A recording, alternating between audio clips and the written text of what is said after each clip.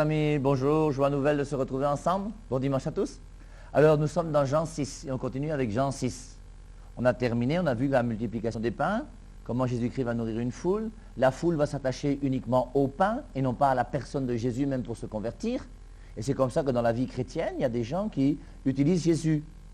Je vous rappelle que dans les amitiés, sur terre, nous avons 3 niveaux d'amitié. Il y a une amitié que nous vivons, la dernière, la plus laide, la plus simple, qui est l'amitié de plaisir. Il y a une amitié qui est une amitié qu'on appelle utilitaire. Et l'amitié la plus spirituelle, la plus belle, la plus grande, c'est l'amitié parfaite. Dans l'amitié de plaisir, je cherche mon plaisir. Et nous avons des amis sur terre qui sont des amis qui sont là pour notre plaisir. Alors, ce n'est pas seulement le plaisir sexuel, non. C'est le plaisir de boire une bière ensemble. Vous avez des amis qui sont des amis de bar. Quand je rentre du travail le soir, je bois ma bière au bar, et en buvant ma bière au bar, eh bien, je suis ami de 2-3 personnes, on boit la bière ensemble, on se retrouve ensemble, parce que boire la bière au bar seul, c'est quand même gênant. Donc j'ai des amis qui sont des amis de bar. Moi, j'ai des amis de plaisir qui sont des amis de tennis. Puisque depuis un certain temps, je joue au tennis, et donc quand je joue au tennis, il faut qu'il y ait quelqu'un qui me renvoie la balle. Je ne peux pas jouer au tennis seul. Et donc, j'ai des amis dans mon répertoire qui sont des gens qui jouent au tennis comme moi. On s'appelle et puis on se retrouve ensemble pour pouvoir échanger quelques balles. Ce sont des amis de tennis. Après, on boit une bière ensemble, chacun rentre chez soi et terminé. Le jour où on lui coupe le bras, terminé, je raye son nom de ma liste. Il n'est plus mon ami. Il est l'ami uniquement pour le plaisir du tennis. Il y a des amis qui sont des amis utilitaires. Un jour, je passe dans un commissariat et puis je vois que le commissaire spécial qui est là, et me connaît à la paroisse de Djamboutou à Garoua. Et donc, à ce moment-là, qu'est-ce que je fais? On discute ensemble, il me reçoit, il est content, il se lève, il me salue, il me donne sa carte, et forcément, j'ai gardé sa carte. Parce qu'avoir la carte d'un commissaire, c'est toujours quelque chose qui est intéressant. Et c'est pour ça que ça, c'est amitié utilitaire. Tu gardes la carte de visite de quelqu'un, parce qu'un jour, tu penses que tu peux avoir besoin de ses services. Un jour, on nous dit qu'ici à Yaoundé, il y a un ministre qui célébrait une grande fête chez lui, et le jour où il célébrait la fête, il y a eu remaniement ministériel. Et au moment où il était en pleine fête, à la radio, on dit que lui, il devient un ministre sortant. Et donc, la plupart des gens qui étaient invités à la fête, dès qu'eux-mêmes ont entendu à la radio que le ministre n'est plus ministre, qu'est-ce qu'ils ont fait? Ils ont quitté la maison du ministre sortant pour foncer directement dans la maison du ministre entrant. C'est quoi? Amitié utilitaire. J'ai besoin d'être l'ami de ce ministre parce que c'est avec lui que je fais mes affaires. Maintenant que tu n'es plus ministre, je te barre et je fonce voir l'autre ministre. Ça, c'est amitié utilitaire. Et maintenant, l'amitié parfaite, c'est la véritable amitié dans laquelle je cherche le bonheur de la personne que j'aime. Et je suis capable de me sacrifier pour la personne que j'aime. Dans une amitié parfaite, je cherche le bonheur de l'autre. Je ne suis pas ton ami parce que ça me plaît. Tu n'es pas ami parce que c'est utile, tu es ami parce que je t'aime et en t'aimant, je veux ton bonheur. Et la question qu'il faut se poser, nos petits gens là d'aujourd'hui, qui sont partis dans Jean au chapitre 6, recevoir les pains que Jésus-Christ a donnés. Ces gens ont reçu du pain, ils ont eu à manger gratuitement, des bons petits pains faits par Jésus. Et forcément, Jésus-Christ, quand il fait de la pâtisserie ou quand il est boulanger, il est parfait, il est grand et son pain était forcément très bon. Et je pense que c'est même un des meilleurs pains qu'il y a eu sur terre un jour. Et donc, une fois qu'ils ont reçu ce pain, qu'est-ce qu'ils cherchent? Ça leur est utile à eux de pouvoir avoir du pain gratuitement qu'on leur donne. Et ils choisissent Jésus-Christ comme un ami parce que ça leur est utile. Et Jésus-Christ est blessé. Et Jésus-Christ va se retirer seul dans la montagne. Il va repartir, il va se retrouver auprès de son Père, il va se remettre dans la prière en disant que j'ai essayé d'aider ces gens. Je leur ai montré qui je suis, j'ai marché sur les eaux, je leur ai donné du pain à manger. Mais ils s'attachent uniquement à ce côté utilitaire. Ils ne veulent pas comprendre qu'ils doivent faire de moi un ami parfait. Et Jésus-Christ veut que nous soyons des amis, mais de vrais amis. Continuons, amis. Vous qui avez choisi Jésus-Christ comme ami de plaisir, c'est ceux qui disent « Mon Père, moi je vais à la messe quand ça me plaît ». C'est ces gens que vous voyez à la messe le jour de Noël et le jour de Pâques. Je vais à la messe pour mon plaisir. Et quand on a un ami de plaisir, l'ami de plaisir est un ami qui ne transforme jamais ma vie. Il est là uniquement pour mon plaisir. C'est moi qui l'utilise. Je l'utilise comme je veux et il ne doit jamais influencer ma vie. Et un ami de plaisir, c'est quelqu'un qui ne te fera jamais changer. Et vous qui avez choisi Jésus-Christ comme ami de plaisir dans votre vie, c'est quelqu'un qui ne changera jamais votre vie. Parce que votre vie est plus importante que ce que Jésus-Christ vous enseigne. C'est votre ami de plaisir, votre serpillière que vous utilisez. Maintenant, il y a des gens qui utilisent Jésus. Et la plupart des chrétiens sont des gens qui ont une amitié avec Jésus-Christ qui est une amitié utilitaire. Et c'est pour ça qu'ils vous disent sans arrêt, mon Père, quelle est la prière la plus efficace pour que Dieu fasse ce que je veux? Et toi, tu veux utiliser Jésus pour que Jésus-Christ fasse ta volonté. Mais ça n'a pas de sens. Tu n'es pas sur terre pour que Dieu fasse ta volonté. Tu as le droit de demander à Dieu qu'il te donne un mari, qu'il te donne un travail, qu'il te donne de l'argent, qu'il te donne la santé, il n'y a pas de problème. Mais en sachant que normalement, quand tu demandes, il faut toujours terminer en disant, non pas ma volonté, mais ta volonté. Rappelez-vous le Christ à Gethsémani. Lorsque le Christ à Gethsémani fait sa prière, il a une sueur de sang tellement il souffre, en sachant ce qui va lui arriver. Et il dit dans sa prière à son Père, que cette coupe s'éloigne de moi, non pas ma volonté, mais ta volonté. Marie, à l'Annonciation, dira, qu'il me soit fait selon ta parole. Et l'important, c'est que la parole de Dieu se réalise dans ma vie. L'important, ce n'est pas que Dieu fasse ma volonté, mais c'est que moi, je fasse la volonté de Dieu. Et c'est pour ça que ceux d'entre nous qui ont choisi Jésus-Christ comme un ami parfait, dans une amitié parfaite, si Jésus-Christ est vraiment un ami parfait, je cherche le bonheur de Jésus.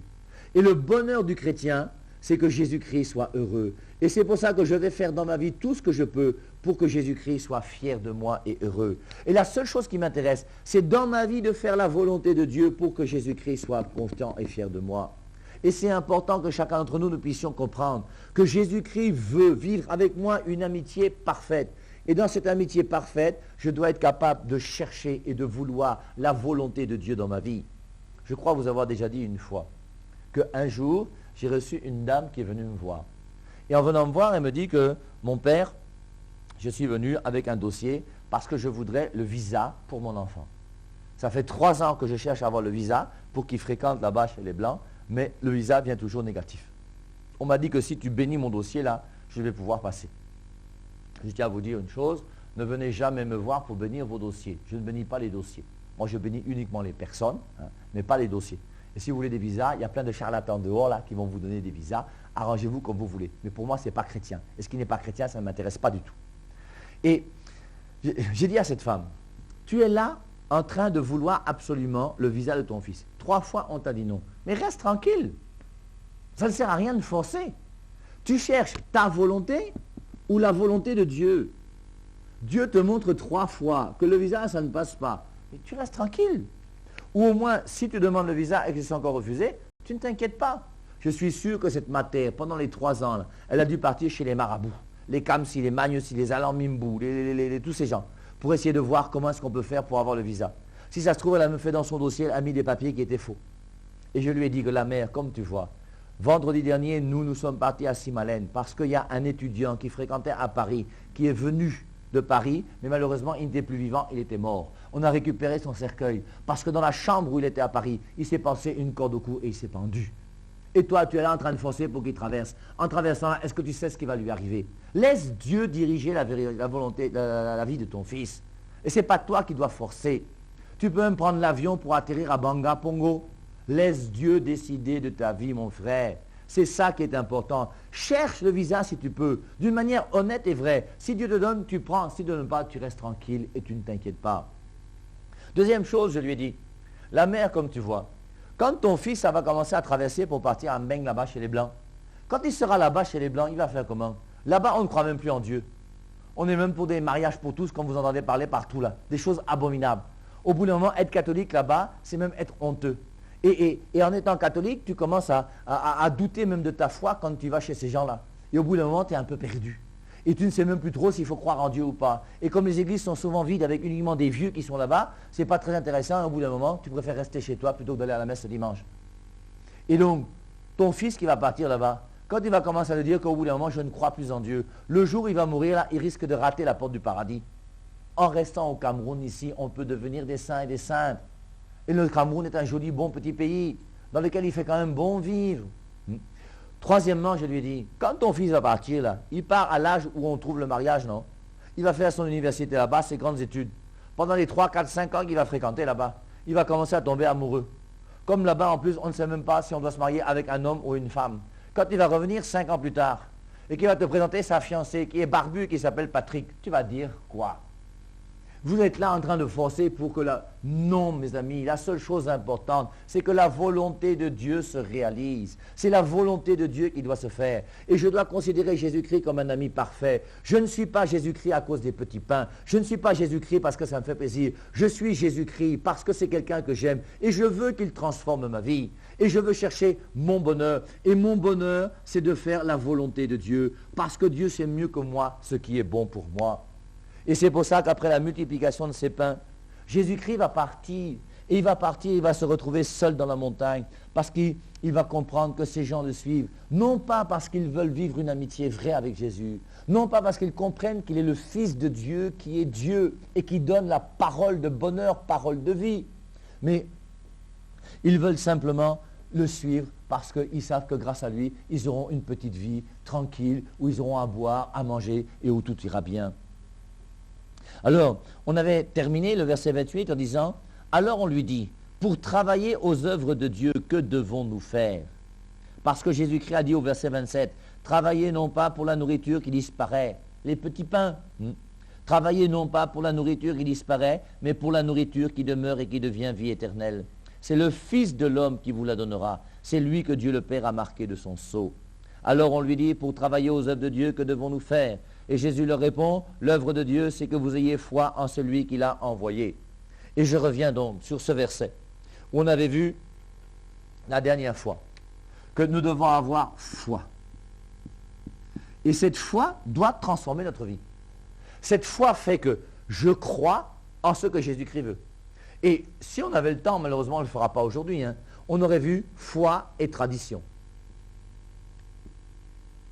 Je ne peux plus, quand je suis chrétien, dire que j'ai la foi en Jésus-Christ et continuer à sacrifier des poules, des coqs, des chèvres au village. Je vous ai dit que Jésus-Christ est l'agneau de Dieu qui enlève le péché du monde. L'agneau de Dieu a été offert et depuis que l'agneau de Dieu a été offert, je n'ai plus le droit de sacrifier quoi que ce soit au village. Nous disons, nous les chrétiens, dans Romains 6, 3, « Ignorez-vous que lorsque vous êtes baptisés dans la mort du Christ. Le baptême m'unit à l'agneau de Dieu qui a versé son sang. Et par le baptême, je suis plongé dans le sang de Jésus-Christ. Et maintenant que le sang de Jésus-Christ m'a lavé, je n'ai plus le droit de recevoir une goutte de sang de poule, de chèvre ou de coq. Que les choses soient claires, il faut choisir son camp. Je ne peux plus croire au culte des crânes et venir à la messe chaque dimanche. Il y a un choix à faire, foi et tradition. Deuxièmement, foi et amour. Amour et sexualité. Je vous rappelle, sexeurs, sexeuses, arrêtez de sexer. Le concubinage n'est pas le plan de Dieu. Tu ne peux pas dire « je crois en Dieu » et rester dans le concubinage. Ça n'a pas de sens. Il faut un jour que toi-même tu sois conséquent avec ce que tu dis croire. Je ne peux pas croire en Dieu et vivre n'importe comment. Je ne peux pas croire en Dieu et avoir un deuxième bureau. Je ne peux pas croire en Dieu et vivre bizarrement. Voilà. Troisièmement, foi et argent. Je suis persuadé que le chrétien va pouvoir manifester sa vie de chrétien à travers des actes qu'il pose. Et les actes où on verra que le chrétien est chrétien, c'est ce qui touche les choses essentielles de sa vie. Et la première chose essentielle, c'est l'amour. Quand j'étais à l'aumônerie de Berthois, chaque jeune de l'aumônerie, et il y en avait 400, je leur donnais une feuille à remplir au début de l'année. Ils écrivaient leur nom, le nom de leur père, leur mère, l'établissement dans lequel ils fréquentaient, les groupes qu'ils faisaient à la paroisse. Et ils venaient déposer la fiche là chez moi. Et une fois qu'ils venaient chez moi, je leur posais la question, est-ce que tu es baptisé, communié, confirmé pour les sacrements? Et après, à ceux qui étaient les plus grands, est-ce que tu as un chaud, est-ce que tu as une petite? Ils voulaient dire la vérité, ils disaient la vérité. Ils voulaient mentir, ils mentaient, il n'y a pas de souci. Mais c'est parce que c'est à partir de sa vie affective, surtout pour vous les jeunes, les adolescents, c'est à partir de votre vie affective qu'on va reconnaître si pour toi Dieu est important. Et je vous rappelle, jeunes garçons et jeunes filles, et je félicite tous ceux d'entre vous qui font des efforts pour garder leur virginité jusqu'au jour du mariage. Vous avez raison. Tous ceux qui vous disent le contraire sont des gens qui vous trompent. Mettez Dieu à la première place dans votre vie. Ayez une foi en lui qui soit une foi vraie et n'ayez pas peur de le suivre en vivant une vie chrétienne radicale. Ensuite, deuxième chose où on verra si quelqu'un est chrétien ou pas, c'est par rapport à l'argent. Quelle est ta manière de gérer ton argent? D'abord, toi, homme, qui es là avec ta femme à la maison, est-ce que tu acceptes de mettre ton salaire à la disposition de ta femme et de ta famille d'une manière claire et vraie? Quel est ton rapport à l'argent? Est-ce que tu caches une partie de ton argent parce que tu sais que tu as des mapanes à faire à droite et à gauche et qu'il faut que tu puisses gérer en dehors de ton épouse? Normalement, un véritable mari et une véritable femme qui sont chrétiens et qui croient en Dieu doivent gérer leur argent en commun. Et en gérant mon argent en commun, je dois comprendre le bienfait des bénédictions sur l'argent, et notamment Malachie, dernier livre de l'Ancien Testament, chapitre 3, versets 6 et suivants, qui parle de la dîme. Ceux qui ne comprennent pas bien la dîme, je vous invite à lire ce passage, dans lequel Dieu dit « Revenez à moi et je reviendrai à vous ». Le peuple dit « On va revenir à toi que nous sommes partis où ?» Et Dieu dit « Vous ne payez pas la dîme. C'est pourquoi la malédiction vous atteint. » C'est Dieu qui parle, ce n'est pas moi. Vous ne payez pas la dîme. C'est pourquoi la malédiction vous atteint. Comprenez bien, je ne vous demande pas de payer la dîme parce que vous avez peur de la malédiction. Je vous demande de payer la dîme parce que vous devez reconnaître que votre foi en Dieu est telle que l'argent que tu reçois, dans cet argent, il faut que tu gardes la part qui revient à Dieu. Un homme qui est un chef de famille, lorsqu'il touche son salaire, il sait que son salaire n'est pas pour lui seul. Son salaire est pour sa maison et pour sa famille. Il y a une partie pour l'allocation, pour l'eau, pour l'électricité. Il y a une partie pour la santé, pour la scolarité, pour l'alimentation. Et il y a une partie aussi qui est la dîme, qui est pour Dieu. Et c'est important qu'un jour, on puisse s'engager à pouvoir gérer notre argent en sachant que Dieu existe. Et que une fois dans sa vie, il n'est pas mauvais de pouvoir commencer à essayer de donner sa dîme, 10% de l'argent que tu reçois. Même vous les étudiants, commencez sur votre argent de poche à mettre un peu d'argent de côté pour donner à l'église lorsque vous allez le dimanche. Et c'est bien de pouvoir gérer son argent en sachant que Dieu existe. Regardez par exemple comment les anglophones du côté de l'argent sont beaucoup plus généreux que les francophones. Et il y a des gens qui sont chrétiens et qui comprennent l'importance de la dîme. Et je paye la dîme parce que je reconnais que c'est Dieu qui m'a donné la vie qui est la mienne, tout ce que j'ai jusqu'à aujourd'hui. Et je ne peux pas vivre sans donner la part qui revient à Dieu. Malachie 3,6. Donnez la dîme, dit-il, et vous aurez la bénédiction. J'empêcherai les criquets de dévorer vos récoltes. Je ferai tomber l'eau du ciel sur vos plantations. C'est Dieu qui donne, mon frère. Et tu ne peux pas vivre comme si ce n'était pas lui qui te donnait tout ce que tu as aujourd'hui. Et il faut apprendre à pouvoir garder la part de Dieu. On pourrait continuer encore avec un thème que j'aime beaucoup, non? Foi, je dis que je crois. Et l'Église. Je ne conçois pas dans ma tête, jusqu'à aujourd'hui, que quelqu'un puisse dire que je crois en Dieu, mais je ne crois pas en son Église. Et l'Église du Christ, il n'y en a pas 36. C'est Matthieu 16, 18. Pierre, tu es Pierre, sur cette pierre, je bâtirai mon Église. Il y a une Église voulue par Jésus. Je vous rappelle que nous n'avons pas le droit d'entrer dans une Église fondée par un homme. Vous savez que Martin Luther, le fondateur des protestants, n'est pas mon ami. Il n'est pas mon ami, pourquoi? Parce qu'aucun homme sur terre n'a le droit de fonder une Église. Jésus-Christ a voulu une Église. Dans cette Église, il a mis sa parole, il a mis ses sacrements. Maintenant, toi, tu quittes l'Église, Martin Luther, prêtre de ton État. On te met dehors et tu fondes ta part d'Église. Dans ton Église, tu vas mettre quoi que Dieu lui-même ne nous a pas donné, mon frère? Qu'est-ce que vous allez faire en cherchant les églises de tous ces gens qui sont là dehors, plus charlatans les uns que les autres? Et je vous ai déjà dit, n'acceptez jamais de vous laisser imposer les mains sur la tête par ces gens qui sont dehors que vous ne connaissez pas. Il y a même des gens qui payent pour qu'on leur impose les mains sur la tête. Je vous rappelle que moi, Père Hervé Marie, quand tu viens me voir pour me dire « Mon Père, imposez-moi les mains », je refuse.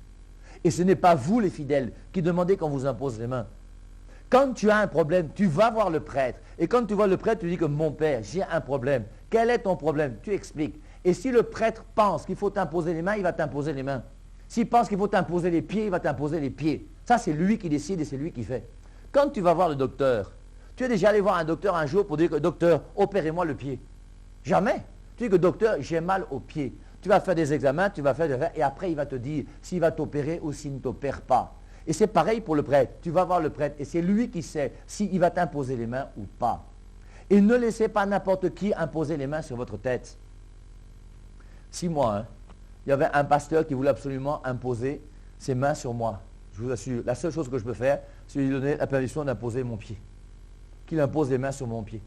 Parce que si au moins mon pied pourrit, on le coupe, j'ai le deuxième, je peux continuer à marcher.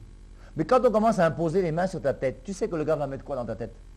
Et après, là, quand tu vas commencer à marcher nu en route ou commencer à avoir des problèmes bizarres, tu vas dire que quoi? Et c'est pour ça qu'il ne faut pas laisser n'importe qui mettre les mains sur ta tête. Ta tête, c'est là où il y a ton cerveau, ton intelligence, tes yeux.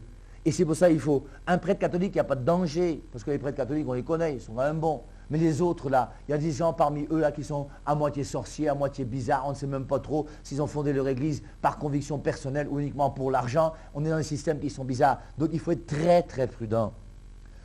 Si tu dis que tu crois, je crois en Dieu le Père Tout-Puissant, je crois en Jésus-Christ, je crois en l'Esprit Saint, je ne peux pas croire en Dieu sans croire en son Église. Et l'Église que le Christ a voulu, c'est Matthieu 16, 18. L'œuvre de Dieu, c'est que vous ayez la foi, une foi qui soit vraie, et une foi qui va impliquer une foi par rapport à la tradition, par rapport à l'amour, la sexualité, par rapport à l'argent, par rapport à l'Église, et par rapport à toute ma vie. Et par rapport à l'Église, je vous rappelle une nouvelle fois que le mot catholique est un mot qui est né en 110 après Jésus-Christ. C'est saint Ignace d'Antioche qui a utilisé pour la première fois le mot catholique afin de désigner l'Église que le Christ a laissée sur la terre et qui est là avec les apôtres. Et cette Église qui est restée sur terre, qui a été fondée par les apôtres à droite et à gauche, cette Église a pris le nom de catholique.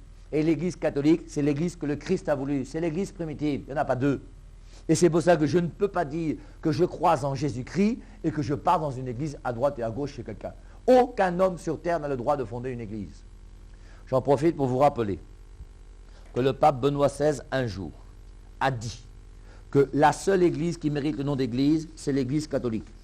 Forcément, nos frères protestants, les frères pentecôtistes, tout ça là, ont tous été fâchés. Mais qu'ils soient fâchés, c'est pas grave. La vérité vous rendra libre. Il faut accepter la vérité. Et le pape a raison.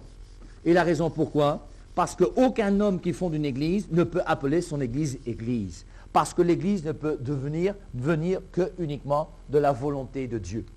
Et c'est pour ça que l'église que le Christ a voulu, c'est l'église avec un grand E.